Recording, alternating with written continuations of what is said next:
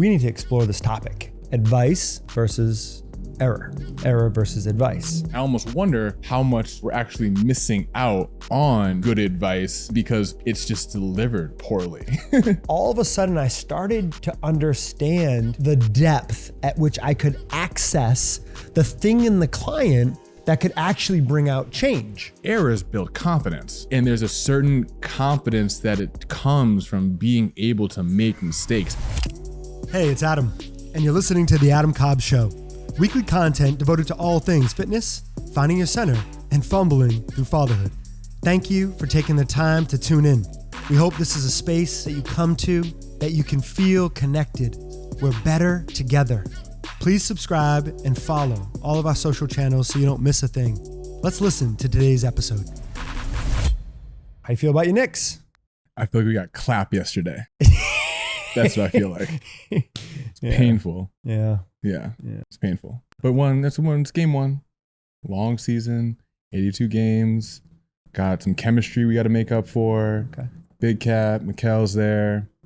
It's all going to write itself. I know that you're really asking this question because we played the Celtics and we played on like banner night. And so there's a lot of this, like what you're really doing here is like allowing me to give you the floor to talk about that. But yeah, no, it's a long season. We'll be okay. As you see, I'm not shying away from it. Gene, if you could just zoom in, right? I want all the smoke. So we're here, okay? Yeah, no Celtics hat or anything like that. It just, sometimes it just speaks for itself, but feeling good about it. And then obviously, how can we not bring up what you just brought up before we hit record, which is the piece about LeBron. I mean, LeBron having his son on the court and like what that would feel like for any dad, especially since our show really focuses on fumbling through fatherhood. For sure. Like, what was that like for you to see that, especially having a son that's, older than my sons and and he's just like rugged, little, clearly an athlete. Mm-hmm. But what was it like for you to see that? I mean, I think as a sports fan and as a Bron fan in particular, right? And as a dad, right? It's just a really cool moment. Right? It's the one thing I really admire about LeBron is not just the fact that like he does the things, right? But like, not only just like puts these things out into the universe, right? But also that those things come to fruition. So I can only imagine, and obviously we've all seen the clip at this point where he's sitting on the bench, Bronny's sitting on the bench, and he doesn't really like say too much, but kind of like, are you ready? Right? Like I can only imagine what that moment was like for the both of them, where it's like, I've been kind of like sprinkling these breadcrumbs. It'd be cool to play with my son. Well, here you are, right? And to actually be in a live game moment, I can only imagine what that would actually feel like. What would, if you sort of project slightly in the future, what would be your LeBron Bronny moment with Deacon? That's an awesome question.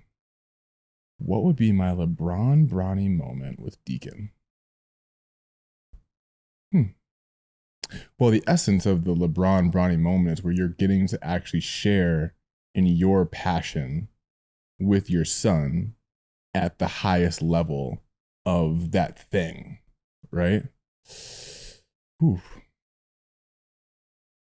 I think this might be the first time you stumped me on this show. Yeah, it might be the first time you stumped me on this show where I don't have an answer. I'm going to come back to it. What if you didn't have an answer? Yeah. But you said it anyway. What would that be? What would that sound like? If I didn't have an answer, but I said it. So if I didn't have an answer, but I said it You didn't anyway, have like the right answer right now, but you just said something anyway. I mean, it's like a coaching trick, by the way. When somebody doesn't know, it's like, hey, just go ahead and like, what if you didn't have the perfect answer? Just what would you say? What would you say if you didn't have the perfect answer? Okay. I mean, I'll give you two things that I'm thinking of here. I went from 0 to 2. That's right. Real quick. Generally impressive individual. I would say one, if he took an interest in my actual profession and we got to kind of share and working side by side and watching his growth and so on and so forth, I think that'd be pretty cool, right? It's a very easy parallel. And I think on the other side of the coin, me being, so right now I'm rocking all Knicks gear. but if we're going to make this a sports thing, right, I'm a big UConn guy. If it came to fruition where he was donning a UConn jersey and I got to go home, be in Hartford, be in the XL Center, be in Gamble, to be in Gamble watching him play would probably be like the closest thing for me to that kind of Bronny moment. That's good. Now, here's the thing. You have 2 sons. Yes. Right? Yeah. Same question. Not that having more sons makes it like changes the dynamic of that question at all, but yeah, because they're like 10 weeks old, it's really hard, right, to think about that. But I would say something to the point of like doing some sort of, even like pulling the tire together. We're like pulling the tire. We're doing some hard things together. Yeah. Sure, it might not compare to like a LeBron Bronny moment, but that would be my LeBron Bronny moment. Doing something like maybe even like a super Spartan race or a triathlon together. I like that. Where we're doing something where we're coming together. It's really hard. You may not be able to finish. There's a slight chance the stakes are high enough that you may not complete it if you don't train for it, if you don't prepare for it. Is dad finishing it though? Oh yeah. But yeah, for sure. And who knows, maybe like doing something like as we're doing now, doing this show, but to have both of the sons wanting to be doing some sort of like talk show or keynote or something together. Now that'd be really special. For sure. So that's what I think of. Before we hit record, you said something that literally almost like made me pee my pants. It was so amazing. And you said something around rankings. Yeah, power rankings. And I just, I need you to say more. Yeah. So you actually started this whole conversation, which was like Deion Sanders releases, I don't know if he still does it, but there was a time where it was very much a thing where he would release like, hey, between, Shador and Shiloh and the rest of the kids, like, here's where you rank. And I was like, honestly, that's fantastic. I love that idea. Like, honestly, the only reason I have 4 kids is so that I can do that myself, right? Like I'm trying to incite some sort of just like competitive fervor in the house. Yeah. And I think like, what better than that than daddy's love, right? Yeah, you said iron sharpens iron, which we say to each other. But what you said was iron sharpens iron. However, daddy's love is way sharper than you know what I'm saying? Like, and that you would have a power rankings. For sure. And I'd do it weekly. Honestly, it would just be like the NFL. And like, give me an example of what that might be like. I think every, after the week's Monday to Sunday, you come in Monday morning, you wake up, and it's power rankings for the week. You see where you started last week. You see where you dropped, right? Maybe if I have time, do a little debrief, right? Like, hey, maybe you had taken that trash can out. You wouldn't be 3 right now, right? Things to think about as the week go on, right? I just love that. So let us know if you are doing a current power rankings and if it's working for you, if it's not working for you. Or maybe if you're a dad that's like an older dad and you've done it and you can actually share with us your experience, please do. Or if you were a part of a family that had power rankings, what was the effect of being ranked? Yeah. And if this just sounds so awful to you, and like you just completely throws you off, let us know. Yeah. If you hate the idea, just please. So on the topic of unsolicited advice, my pops says, hey, you now and Gene, you're doing much better. Much better. And he says it with a big smile. He's like, he says he's trying to work on the encouragement thing. That's never been a thing that he's been good at. For me, he's like, your mom did that in spades.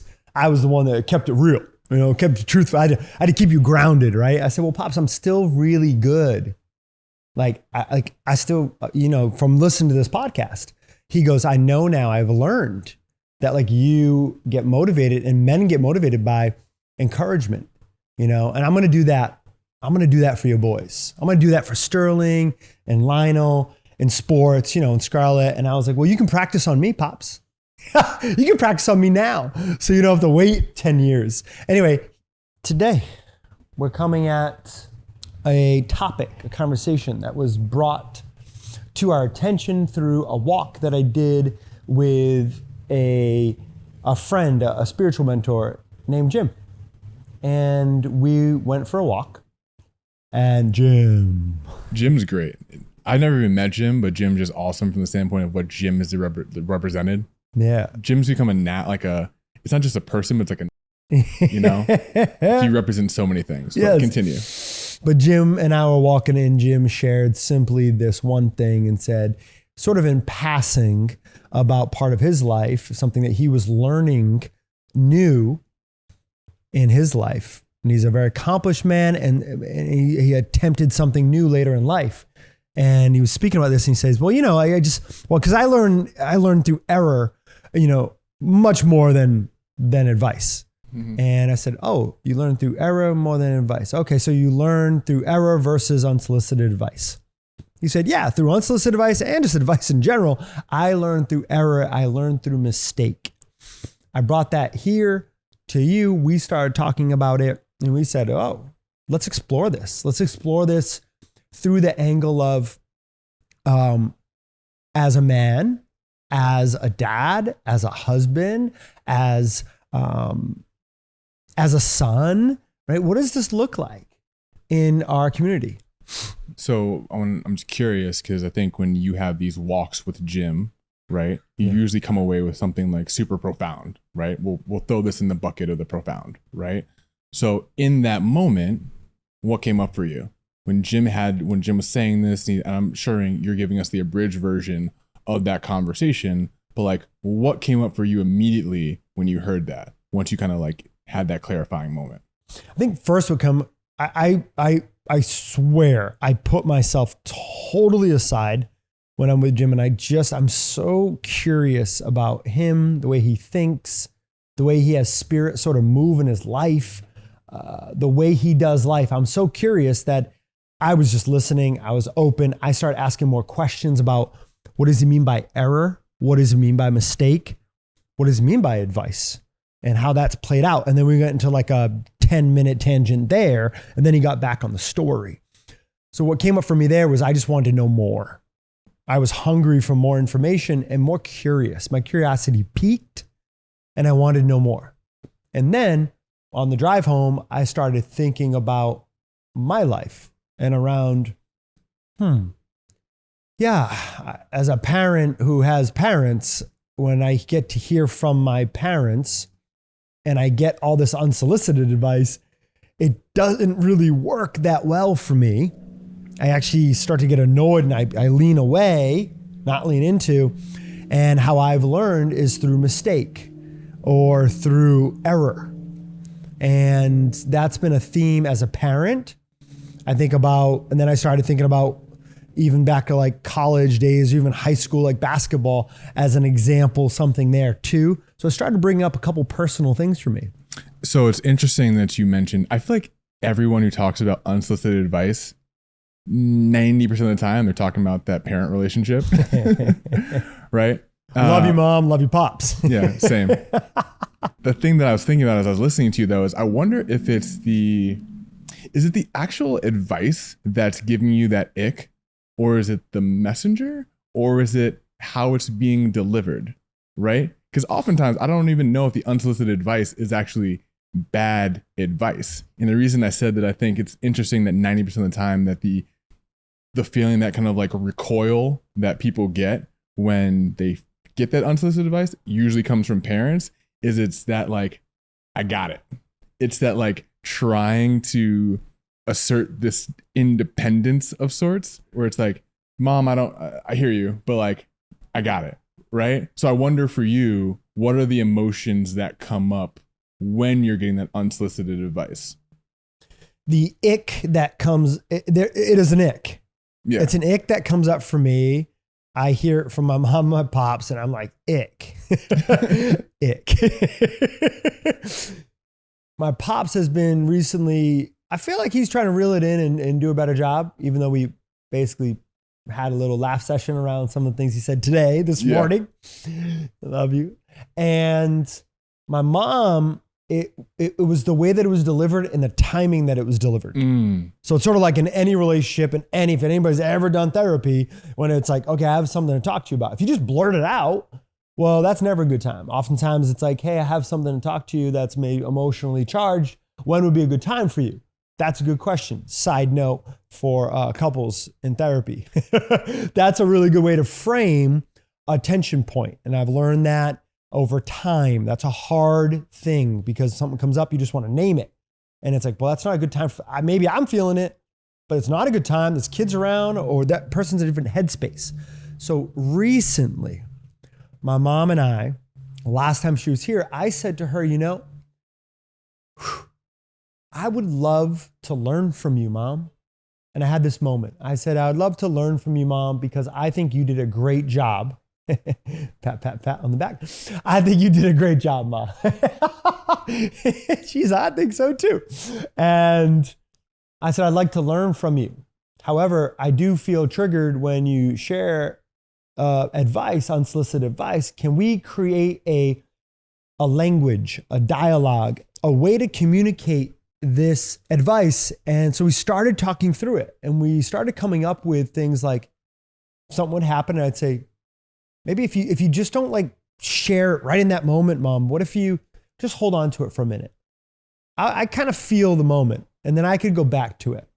And I did that. Scar was basically having a temper tantrum in the back seat. And all of a sudden the way I dealt with it, went in the house and I said, hey, Mom, when it came to that moment, how would you have dealt with that? She said, I would slap you in the face. No, she didn't say that. Probably. But she had these moments where she said, I think this would have helped or this would help. So we're learning. And I so love my mom's growth edge for this because she could say, you're ridiculous. I know more. I've done it already. Why don't you just listen? But she doesn't. She goes, okay, I'll read a book on it. I'll listen to a podcast on it. I'll listen to a show about it. I'll listen to you. We'll create a dialogue so we can come together and figuring out the when or the how to share what I want to share. And she wants it to be received. So we're working on that right now. See, I think that's like so crucial to this whole conversation, right? Because the advice isn't actually the bad thing in this, right? The reason people don't learn from advice isn't because people are not receptive to receiving information. It's just delivered poorly. Like that's what I'm hearing from this is like, it's not so much what your mom had to say, is that you all up until this point hadn't created a rhythm or cadence or systems, maybe is a better word, to effectively communicate that so that you could receive the advice. And I almost wonder how much we're actually missing out on good advice that otherwise, if we, the deliverers of that advice, took a second to read the room, right? Like would not only land, but then be helpful. Yeah. So to add to that example, so I asked my mom what she would have done in that moment. And what I found myself early on with Scar is if Scar started crying, I would do something to help her stop crying immediately. Here's the pacifier. Pacifier is an easy one. Here's the pacifier. Oh, here's a treat. Here's this. And my mom was like, well, just like let her cry. Also, AKA let her learn. Let her get comfortable with sort of like, as we talk about hard things, let her get comfortable with being uncomfortable. Let her be with that right now. So now I don't need to bring like cookies and jelly beans and stuff in the car to get her to do something. I'm like, hey, let's do this. She might not always listen, but she knows if I'm like, Scar, now we're going to do this. I'm going to count to 3. And on 3, we're going to get into whatever it is. And okay, we're going to get in the car now. And we have a conversation. But I learned by my experience and also listening to my mom, but I was able to ask her for that advice in that moment. And I was able to hear her and then go, I'm going to try that.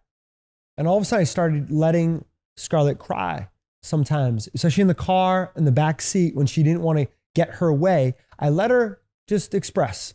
Yeah. And then we got to the other side of it. And now it's like, I don't have to put the Band-Aid on. I don't have to put the passy in her mouth, right? Thank God she's not on passies anymore, but I don't have to do that anymore. And in that learning, I learned like, one, I think she deeply respects me now. She knows that, hey, if Papa says this, I will do it or I will not do it. And not that like I'm flirting with the idea or I'm trying to pacify the moment. And I'll let it live a little bit, give it some breath. And that's been something I've learned through error, but also through advice, but not through unsolicited advice, because that bounces off like a force field. Yeah. Well, it's interesting that your mom's advice was to let your daughter learn through error. Boom. Right? Mm-hmm. Like, what a full circle moment right there. We probably could end the show.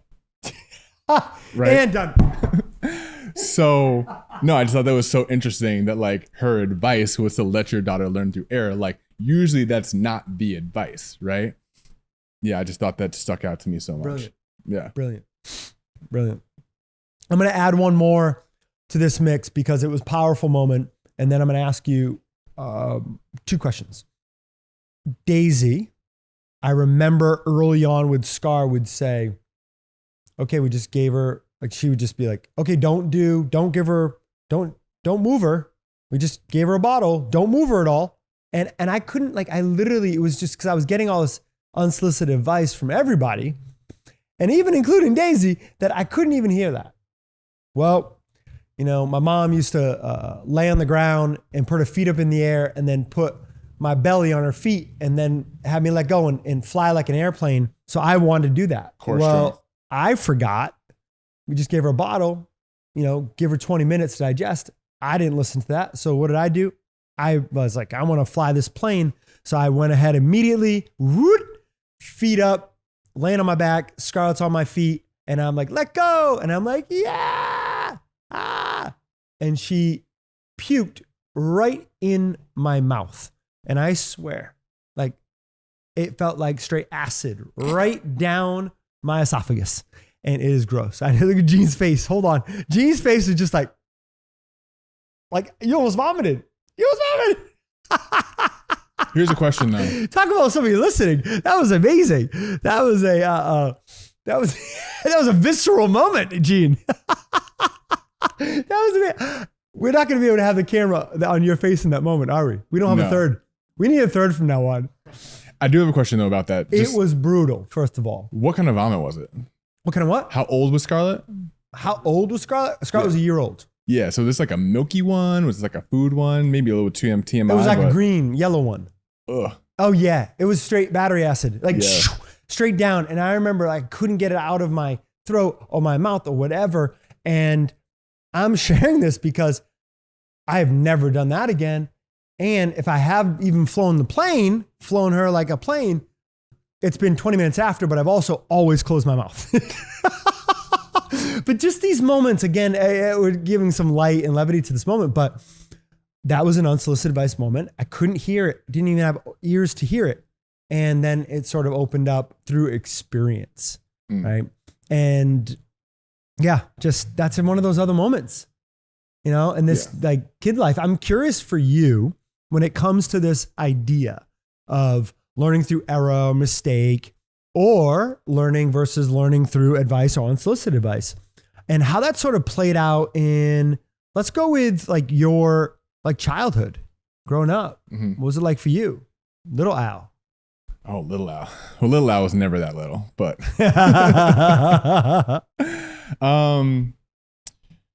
I definitely had a lot of unsolicited advice that came through. From? I would say from, you know what? My mom wasn't really a big unsolicited advice person. I'd say my dad, and he'll still joke to this day about him being an unsolicited advice. It's almost like a running joke at this point, right? Because he'll almost preface anything that he says with like the fact that it's unsolicited advice, but like, I need to let you know because I'd be doing myself a disservice if I didn't give you this advice at any opportunity. But what I've done is I kind of reframed it and we got into a better place with that. But for me, as a child, I think this topic really is near and dear to my heart because it wasn't even just so much the fact of how it shaped me today from receiving the unsolicited advice. Because let's be honest, right? every child is going to get unsolicited advice from their parents for the most part, right? Unless you just have like a therapist type parent, like you have that innate want and desire for your children to succeed, right? And you've already lived this life. So why recreate the wheel? I'll give you the blueprint. I'll give you the answers, right? But as a child, you think like a child does. You don't have the ability to hear that, right? It just becomes even more annoying than being in your mid 30s and hearing that same unsolicited advice. But in terms of how that shaped me, I think where I lacked was that ability to actually learn through error, right? It wasn't just the fact that I was receiving unsolicited advice. It was the fact that I felt that there wasn't this room for me to really trial and error life. It felt very much like bubble wrap. Like I felt kind of bubble wrapped, where it was like, hey, in any way, shape, or form that we can kind of protect this, we're going to protect this, and it had the best of intentions. And it always does. But what it ends up doing is it didn't allow me the ability to really kind of, experience life and really have those kind of growth moments that you only are able to have when you fuck up. Any specific examples you remember as a child where your parents sort of kept the bubble wrap on and you wish they had, hid the bubble wrap and let you just learn by falling on your butt? Yeah, I mean, I wish they didn't hide the bubble wrap. I wish they just got rid of it. Maybe didn't buy it all together. That would have been they wouldn't have felt comfortable. No, they would not have felt comfortable throwing it away, but if at least that they hid it. They would know they have it if it was at their disposal. Yeah. So competing interests here. That's right. But I think the one moment that sticks out the most to me is getting my driver's license. Oh. Yeah. So that was something that I didn't receive, or I wasn't able to get that moment till I was like 19, right? I think most children, most kids, most high schoolers, there's this kind of like, not pass the torch moment, but it's kind of like a rite of passage, sure. Right? Where it's like you're 15, you get your learner's permit, 16, you get your driver's license, and there's this freedom, freedom, independence, right? Yeah. But my parents at the time were very much like, ooh, we don't know about that, right? And kind of the rationale that I received was like, it's not that we don't trust you, it's we don't trust the other people on the road. So we'll just we'll take you wherever you need to get to, right? Which in theory is kind of like Uber, which you would think isn't like the worst thing in the world. And we like love being driven around now as adults, right? It's the same reason as like a child's like a walk and like, I wish I could be in a stroller, right? That'd be sick. When just shuttle me around all the time. But the reason that had like why that stuck out so much to me, right, was like the driving was never really about the driving, right? What driving represented was, like you said, independence, but it was also responsibility, right? It was time management, right? It was all these little things that were kind of robbed of, right? And once again, let's be honest, like being able to drive a car and having a car, those are first world problems, right? There's kids who take subways and all this kind of stuff. But still, even to that, I could even make the argument that allowing your child, and we both lived in Brooklyn, right? Allowing your child to like get on the subway by themselves, get to the next stop, go to school that's a couple stops away.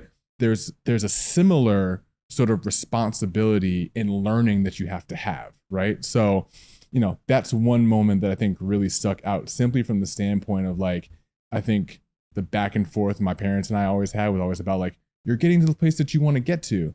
I'm like, yeah, but like, I want to have the moment where I run out of gas and I got to figure that out. I want to have the moment where now I have a summer job and I need to be there on time. I need to work on the time management and making sure that I get up and I leave myself enough time to get to the place I need to get to, right? These are these are life skills that you need to be able to build, but you can only be able to build them if you're given the space to do that. And if you're not given the space to do them, it just So you knew that then? No, I was mad that I couldn't drive a car. Because you wanted what? I wanted freedom. You wanted freedom. So you felt a lack of freedom.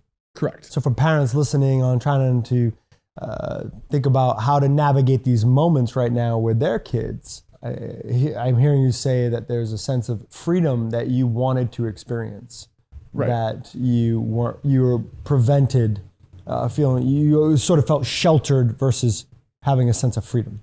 For sure. But I think you asked me, did I understand that then?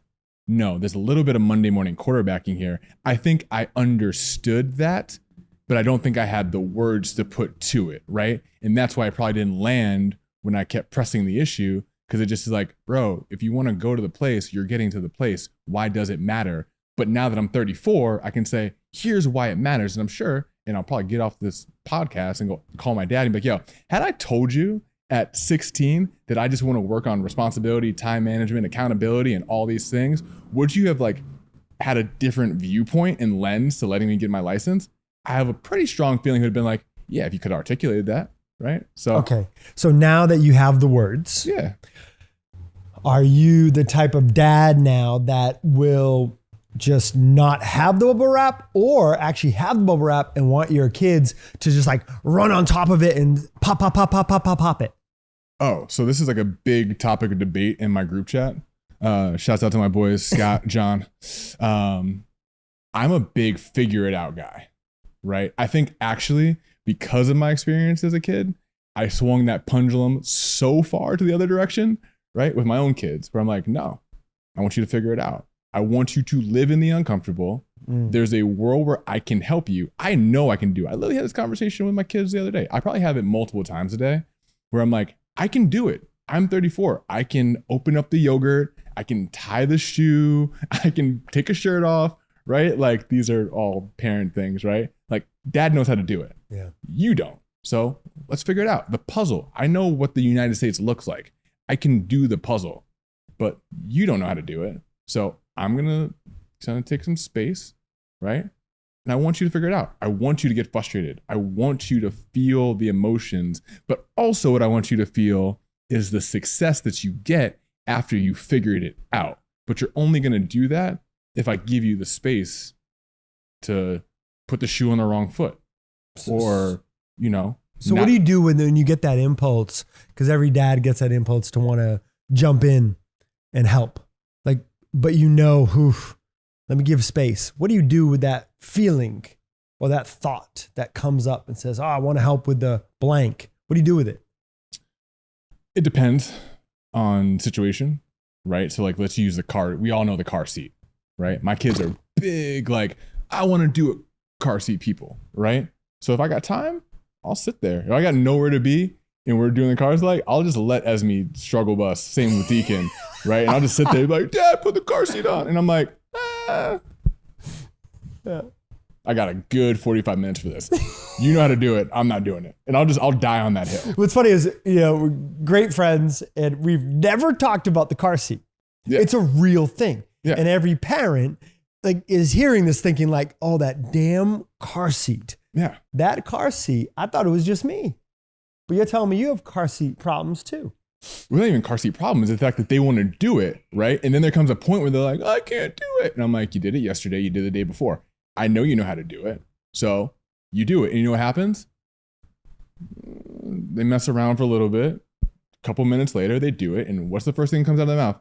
Hey, Dad, I did it. Look, see, I did it. And I'm like, yeah, because I know you could do it. Yeah. Right? So how do I fight that urge? So like I said, it depends on timing. If I don't have the time and we need to get somewhere, then I'm going to step in just because of a timing situation, right? Otherwise, I think about like, what is this? Who's this really for? Who's this benefit? Is me stepping in making me feel better? Or is it actually because like it's a safety issue and like I need to actually do something here, right? But if the answer is I'm stepping in to make myself feel better, then I'll back up. Great point right there. That's a great, can you say that again? If I'm stepping in, because most of the time, right, like parents who give pushback to the FIO school of thought, right, is because, and if we really got like deep into it, the reason you're giving pushback or the reason you're feeling the impulse to step in is because you want to feel better. It is about you. It is not about the kid, right? Same thing, the easy one here. You don't want to feel embarrassed. You don't want to feel think about the cry it out, right? How many parents are like, oh my God, I could never let my kid cry it out. I'm like, what? And this is going to be a real hot button issue. So I can't wait to see how many people end up in the comments on this one. But like the cry it out moment, right? It's like, what's the worst that happens? Your kid cries for 5, 10, I don't know, maybe 12 minutes, right? Quite literally, what's the worst that happens? Probably nothing. And honestly, we all know when we had a crying baby that 30 seconds, a minute, 2 minutes, 5 minutes, go up to 12, feels like an exponent of the actual time that it actually times is. 10, basically. Yeah, exactly. Right? So it's like, what are you doing for? Are you going in there because you need to soothe yourself? Or are you doing it for the kid needs you? If the kid needs you, of course, get in there. Do what you got to do. Be a parent. Step up. But if you're just doing it because it's making you uncomfortable, okay. I want to say grow up. Well, right? so, Grow up. okay. Yeah. Okay. I'm standing on that. That's And there's a number of people who will be like, he says this all the time. Once again, I did quote 2 people you can reference and you can call directly and they will tell you these are things I say 24/7. okay. So in my coaching practice, where I've worked with clients over 20 years, I used to give a ton of unsolicited advice because straight up, like I just knew a lot more than they did because I studied nutrition, I studied movement and body mechanics. I studied breath work and meditation. I had mentors and they were sort of looking at me for advice. Right. So I gave a lot of advice. They were paying me for what I thought was advice.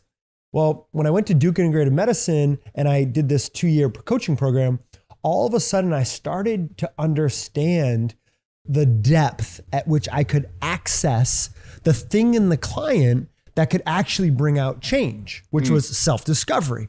Oh, rather than just giving you 10 pieces of advice, if I can ask you the right question, open-ended, and it's the right question, it could unlock your momentum because you could then answer it a what or a how or maybe a why question.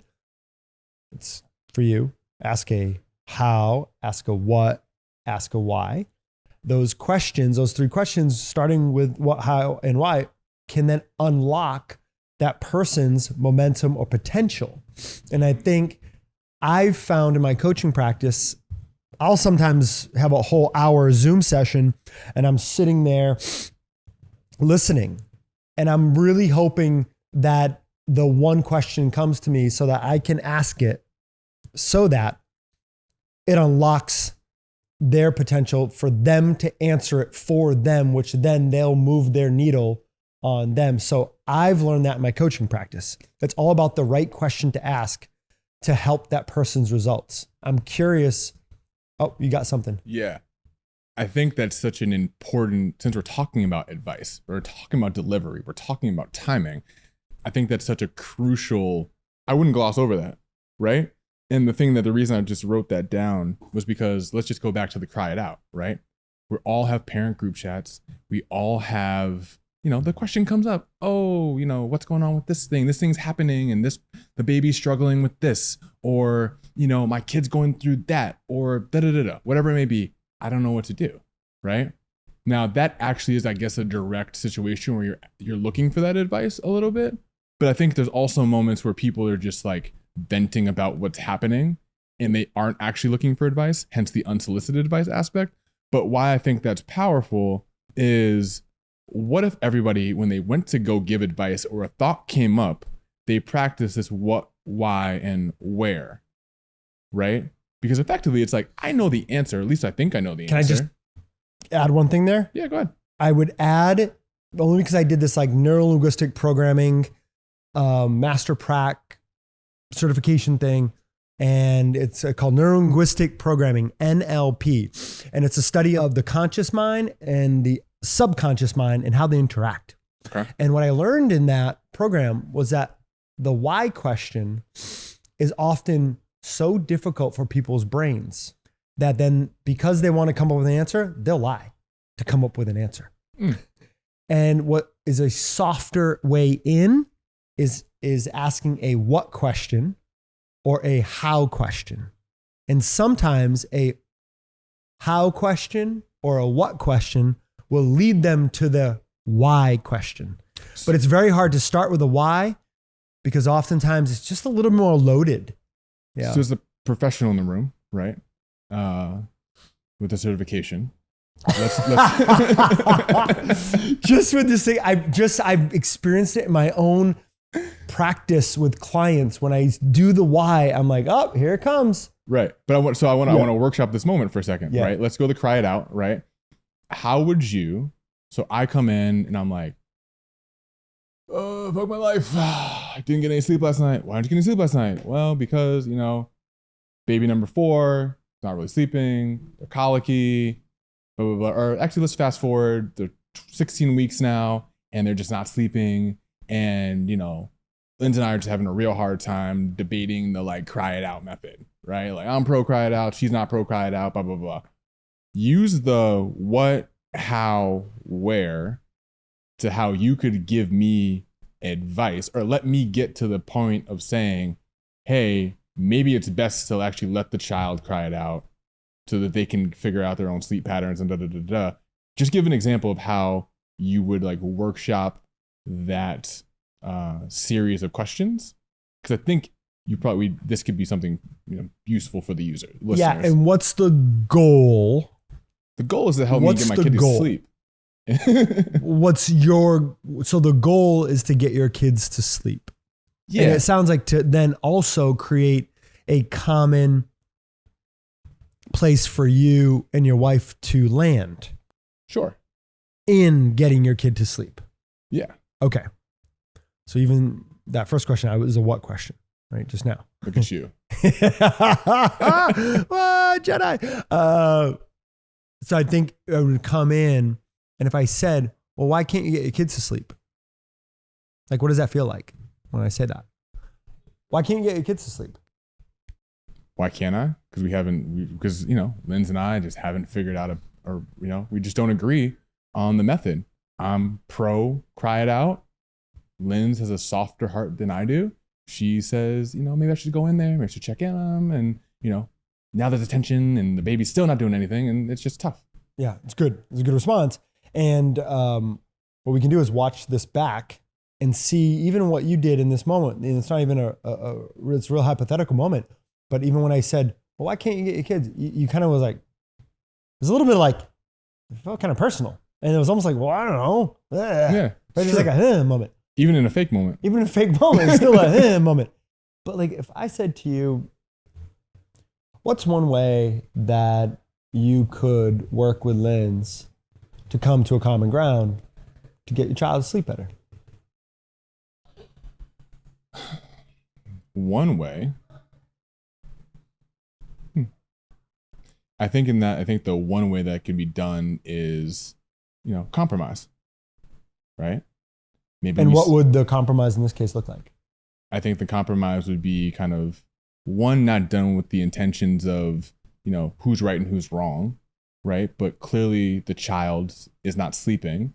So maybe we give the child 5 minutes of cry it out and we see how that works. Or we say vice versa, we flip it and we go in and we choose a night and we say, hey, Monday night, we're going to devote to, checking in on them periodically and maybe they'll see if that works. Okay, we'll do that for 2 nights and see how that kind of functions. And then maybe if that doesn't work, we give that a try, right? So everybody feels heard and, we can see what method works best for the baby, but it's not contentious in the moment. We already have an agreed upon game plan as to how we're going to approach the evening. So you're not trying to figure out in real time. Great. So pause this moment. Mm-hmm. Pause. These guys. The 2 lines. 2 lines. Double verticals. Yeah, for sure. Double verticals. When I asked why, you kind of came here and you started just I don't know, almost juggling and creating an answer. When I asked what, and then I followed up a how, and then I did another what, it just opened. So that's the way to use the what, the how, and eventually maybe the why surfaces. Because we know a why is powerful. What's your why? Powerful question. Sometimes really hard to get to. A way to get there is unpack it with a how and a what. So that would be a really great way to do it. My question to you then is when it comes to as being a dad, I'm wondering when it comes to there's a few ways to do it. One is I can sort of share my experience and try to lean you in the direction that I want you to go. It's kind of a sneaky way to get somebody to go in the direction where you want it's a leading question. It's manipulative. It's a manipulative moment. Yeah. And it's easy to do if you share your own experience and you try to lead them this way. So but also, why do we care? Not to cut you off, but why as parents are we like, why do I give a shit? That's right. Like whatever you do in your house, why do I like need you to do the thing that I do? Like why does it feel this need to be like, ooh, they're not, you know, they do whatever X, Y, and Z at their house. And then you feel like I feel, you feel. I actually don't feel this when people say these things. So I'm actually not going to use the whole like reframe to me thing that I typically do on the show. But like, why do people feel this need to like have a visceral reaction to what other people are doing in their own homes? Why do we give a shit? But anyway, continue. Yeah. Yeah. So you already answered the question, but the question was going to be, it's not anymore. It was going to be, do you guide your children through questions similar to what I talked about in my coaching practice? I've learned that helps in my coaching practice with my clients if I guide them through open-ended questions versus sort of sharing what I've learned and kind of leading them. So it sounds like you, for the most part, guide them through questions. Or just go figure it out yourself. Totally dependent upon my mood, right? It depends on my mood, right? If I have the space for like open-ended questions and I'm just like, ooh, how does that make you feel that the crayon broke? Right? Like if I can be in that headspace, sure, we can do that, right? If I'm not there, right, then maybe it's like, yo, the crayon broke. Like, here's some unsolicited advice. Get over it, right? It's a crayon. I got about 6,000 more that look just like that and they still work, right? So it totally depends on where I'm at in that particular day. But I think generally speaking, I would say it's a combination of like open-ended questions, kind of like I said. How do you feel about that? We've all seen this, right? The infamous banana, right? Where the banana breaks and now the banana's no longer good. Or the Z-bar breaks and it's no longer good, right? And it's like, no. Here's the thing. When you cut up food, it comes in different pieces. When you bite it, it comes in different pieces. So it's not good anymore because it's not in the same form of which it was delivered to you. Because at some point, it's not going to be in the same form, right? But like, you know, when you're 3, the end of the world, your banana, it breaks. What do? Yeah. You can't go on at that point. Life is over and you need to move on, right? So like, that's the moment where it's like, depending on my level of patience, it's like, how do you feel about that? What would you do if you cut the banana? Would it be in 2 pieces or how would it look? Right? That's like a nice application with the hows and the whats just now. Right? Like how would that make you feel when daddy cuts up your chicken or steak, whatever it is? How do you feel then? If I'm there. If I'm not there, it's like, I'm not getting you another banana.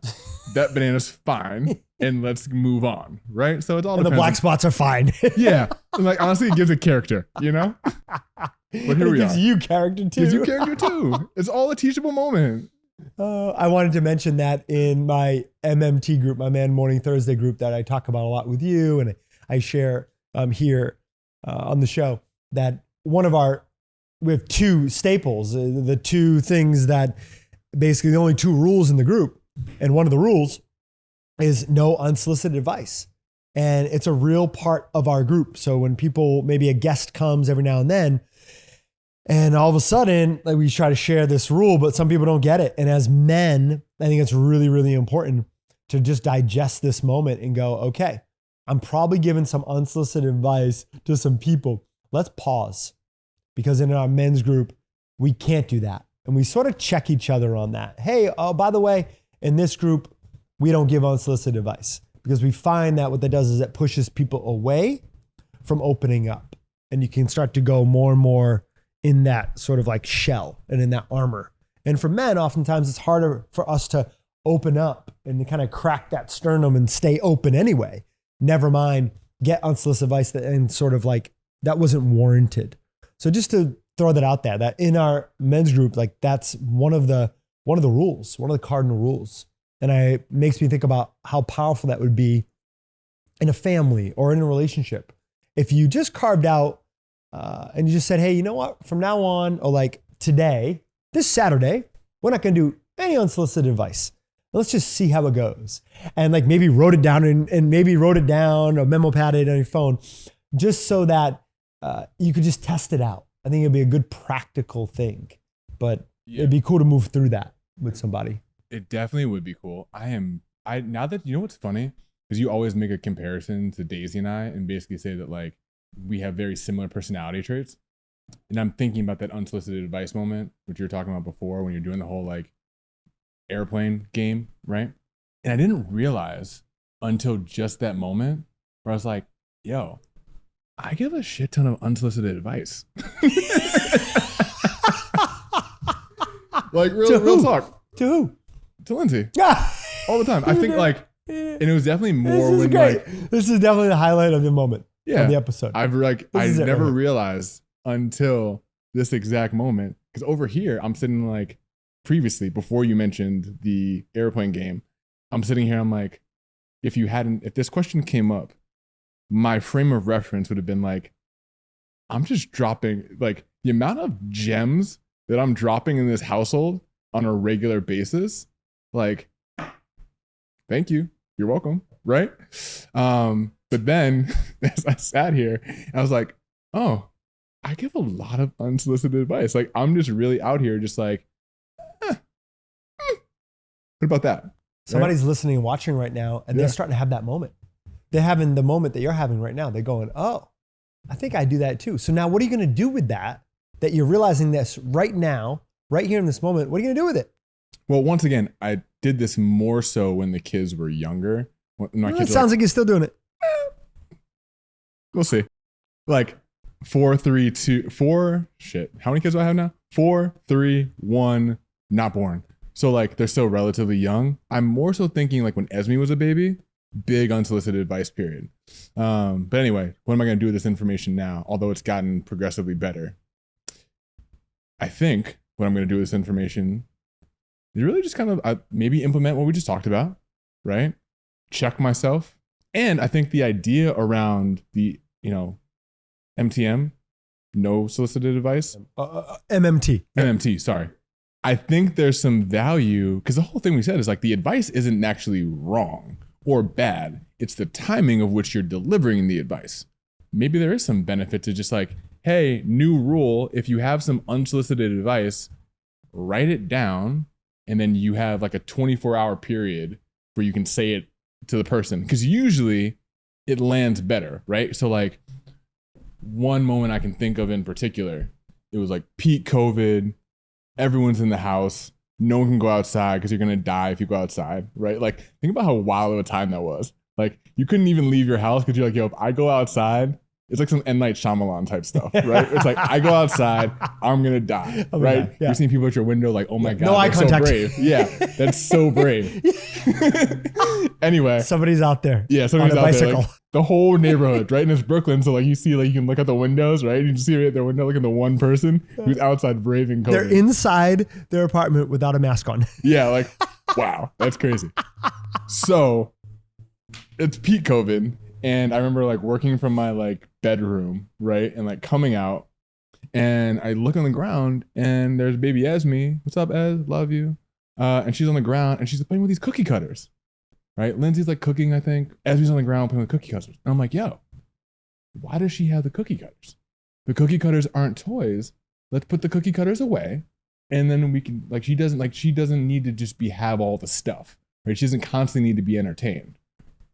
What I was trying to say in that moment was like, one, I also couldn't grasp in the moment how sharp the cookie cutters were, but it was this idea that like she didn't need to either be one, constantly entertained, or just because she wanted something, she didn't need to have it. And she needed to learn like, hey, sometimes you're going to be bored, or sometimes like you just like there's certain things that are for you and there's certain things that are not for you. And you need to understand the difference.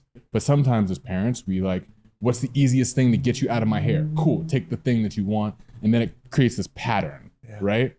Now, had I waited 24 hours or asked one of these what, how, where, why questions, it probably would have landed better as opposed to me coming in hot, fresh out of being like in my office. And then Lindsay's cooking and the baby's like doing some stuff. And I'm like, yo, get the cookie cutters out of her hand. What are we doing, right? Not going to land. However, if I waited 24 hours and be like, hey, Linz, remember yesterday when Esme was playing with the cookie cutters?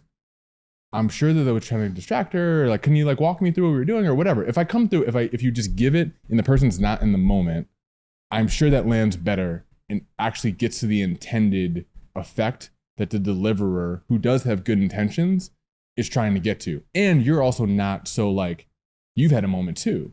I think that's something else to think about as well, is like taking that time gives you the moment, the person you're trying to give it, a second to like really like feel through, why am I giving this? What am I actually trying to say? It's good. Right? So I'm hearing the words timing, but also temperature. It's like timing and temperature, timing, temperature. So just understanding, okay, this isn't the right time. This is not the right temperature. Read the room and ask, write it down, and then ask, hey, when is a good time to talk about something that, like that we need to talk about? That's kind of on my heart. That's an easy way to say it too. Something that's on my heart. And it could be triggering, I don't know, it could be emotional. When's a good time for that? So asking that question. We're gonna go rapid around because we are closing this episode up. Land the plane. Okay, so I have a couple quick questions here and I'm looking for just like 1 or 2 sentences, okay? Okay, one of the things that we've sort of come away from this episode is simply that advice can, especially unsolicited advice, can fall flat. Failure teaches lasting lessons. So what's one lasting lesson that you've learned through failure? A failure moment that you've learned. Go. A failure moment that I've learned. A failure moment. You failed and it created a lasting lesson for you. And you haven't forgot it. I don't know if this is actually a failure, but it felt like a failure moment for me. Yeah, this one sticks out real well. And I'll label it a fail because I think as athletes, the biggest thing you want is whether it's success on the court or just simply PT, right? And PT for all those kind of civilians here is playing time, right? And I remember senior year, we had a Thursday night game. We were playing Bridgewater State, and my coach we were short men at the time, right? And he did basically like a line change, right? And for all those, it's kind of a hockey term, right? We do 5 in, or I think it's 5 in hockey, whatever. I don't do hockey, so just bear with me for a second. But you do 5 in, 5 out, right? It's a line change. And in this moment, instead of doing 5 in, 5 out, he did 5 out and 4 in. And I happened to be the 1 out. So I was the 1 left on the bench as the other 4 went to the scorer's table to check in the game. And that felt like a failure because obviously you want to be a part of the rotation, right? And the lasting moment that it provided was this moment of like going back to how I said for kids where they cry and like 1 minute feels like 10. Well, for the 30 seconds that I was sitting there, that 30 seconds felt like an hour, as it felt like all of our friends and all the people in the crowd were basically staring right at me. It's like, why aren't you going in the game? Right? So that failure moment, and it felt like a failure to me to not be going into the game, left this lasting impression of like, wow, whatever I didn't do to be a part of that 5 in that moment, I don't ever want to be in a position where I have to feel like that spotlight is on me in a negative sense. So I've always tried to make sure that I'm like showing up and doing as like best I can, right? So that I'm always one of the 5. That's great. That's great. Similar to your college basketball story. I played college ball and in high school, and I remember both coaches, though good coaches, when I made a mistake on the court, I would get taken out pretty quickly. And, I had the pleasure of like the first NBA client I got to work with was JJ, right? Shout out to JJ. You're doing a great job coaching, by the way. and JJ Redick, and because I got close proximity with him to be able to work with him as a performance coach, in that work, I got to then, after we did some of the performance coach work, I was able to like just rebound for him. And I saw what he did, and he would yell out the word. He would have a miss, and he would literally just go next. And in his brain, he found a way to like shift from, okay, I missed one, I'll never miss 2 in a row. And he would like yell next. He would just like reset in his system. And I think when I was on the court, like I wish I learned that earlier in my life, during that time at 19, whatever, missing a couple shots, I felt like, the coach is just taking me out. He's not letting me just learn and get into the flow of the game. Well, when I look back at it, it was partly that. The other part was, I think my body language was kind of shit. My body language was not so great. And then I started tensing up and I wasn't able to fully play. So I think that was one of those moments where I wish I had more of a rope. So I could have just failed. And I believe I would have stepped into that success. But I wish I had a sort of exposure to say JJ when I was younger, because that next shift, he was able to just to next and mentally shift. And what it makes me think of was where I always perform really well was 3-on-3 basketball tournaments, like street ball tournaments. And in those kind of tournaments, I was able to, have a turnover, miss a shot, and then just like find kind of my way in or find my rhythm, not force it, but find it. And I was able to find my way in. And then I was able to like go dunk on somebody or really show up, start to feel alive. Mm-hmm. And through those errors or through those mistakes early on in the game, I was able to find my game. And I think that was just an early on example of how I wish I had more space to be able to kind of fumble, make mistakes, and have some more error and more margin to then find my way in. So, well, the reason I was gonna pause you there is I think a nice through line or a nice kind of like takeaway from that is that the errors build confidence. Yeah. Right. Like you need to have the errors so that you can build the confidence. That's why you have like your green light, going back to the sports analogies, right? Like if you ever gotten to be a point where you kind of have that green light, do whatever you want. You don't have a shot count, right? Like you effectively are able to just like play how you want to play. And I think we've all felt it at some point in time in our careers. That only comes from the ability to know that I don't have to be so much in here. I can just feel, right? I can just feel the game. I can just be present to what's going on. That game comes. And there's a certain confidence that it comes from being able to make mistakes. And honestly, that's why I let my kids do it, because there's that confidence that comes from messing up and knowing, all right, what's the worst thing that happens if you miss a shot or you trip and fall on the playground or you miss one of the handles on the monkey bar, whatever it is, right? You mess up your numbers, doesn't really matter, right? Like there is no big, it's not a big deal. There's more opportunities. Sure, you can extrapolate on this and say there are moments where there are not necessarily consequences, but you can like feel the agony of defeat or whatever, right? But that's not what we're talking about today, right? It's the ability to even put yourself in a position where you want to take the last shot, where you're going to either feel that, victory or agony, right? But you don't get there if you don't have the confidence. You don't have the confidence if you're not constantly in situations where you get comfortable making those mistakes. Yeah, I want to introduce one last thing here before we close this out. And it's simply that in the failure, because I just had a client, I just connected with a client yesterday. We'll call him, without giving a name, like S. Okay. So I talked to S, and S said, I failed. And I said, okay, well, what do you mean you failed? And we're on a call, we're talking through some of like the healthy habits and things like that. And I just reminded him something a mentor reminded me, which was, okay, well, you can fail or you can fail and get feedback. And in this case, what S did was he failed. He didn't reach his goals. He didn't reach what he wanted. He didn't reach his goals, but he 100% learned.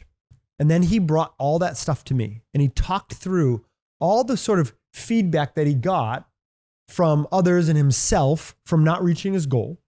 And then he was like, okay, well, I know I failed. And I was like, well, you sort of failed forward and you received feedback and you learned from that feedback. And now you're talking to me. And now we're not going to do S like 1.0. We're going to go S 2.0. And now we're going to come with a learned experience and feedback from your quote unquote failure. And I'm going to say that this is sort of a win here. And he liked that. He liked that reframe. Mm-hmm. So I think people listening that thinking about failure and just getting caught up on that failure, it's like, okay, yes, maybe there's something in life you failed at.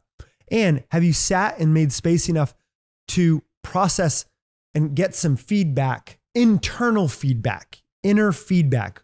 How did I learn? And then move forward, because from those failures, from those mistakes, we can really catapult some of our growth and our success here. But you got to own the failure. You have to right? own it. Because there's a big difference between there's a difference between rationalizing why you failed and owning, hey, I failed. I didn't do what I needed to do.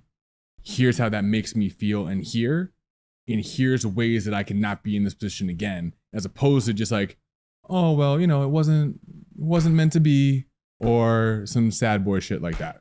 Do you know what I'm saying? I do. It's good. And a society that sort of oftentimes expect us to get it all right. Right. If that could be true in certain ways, and it can be. And so how do you think the concept of learning through error has shaped you as a man? I mean, that's like to some extent, I would say that's kind of what has shaped me, right? I didn't have those opportunities. I did not feel like I had those opportunities growing up. I then swung the pendulum for myself in that area, and I tried to put myself in as many situations to feel failure, right? Whether that was subconsciously or consciously. I then realized through those experiences that what's the worst that happens? Nothing. Then I was able to be like, well, then all bets are off. Let's go for the gold, right? Because if the worst thing that happens is someone says no, for example, who cares? It took a long ramp up, right? Because I didn't feel like I would have the ability to do that and learn that in kind of earlier stages. But I then took like a crash course through like my mid-20s, did all that failing and so on. And then it put me in a position where like by the time I got to, whether it's professionally or so on and so forth, right? Where it's like, I'm not afraid anymore, because the worst case scenarios, they're not that bad. So let's go into the room that you don't think you should be in the room. Let's do the thing that you're not think you're prepared for. Let's step up and kind of just show up, right? Because the worst thing that happens is a no, or it's an uncomfortable moment, or worse comes to worse, you learn from it, and then you're better prepared for the next time. Either which way, you're moving forward. So I think it's had a profound impact. That's good, brother. As we close out, I'm just going to turn to you, and I'm simply going to ask you, how has error or failure shaped you and made you stronger versus that unsolicited advice? Let us know.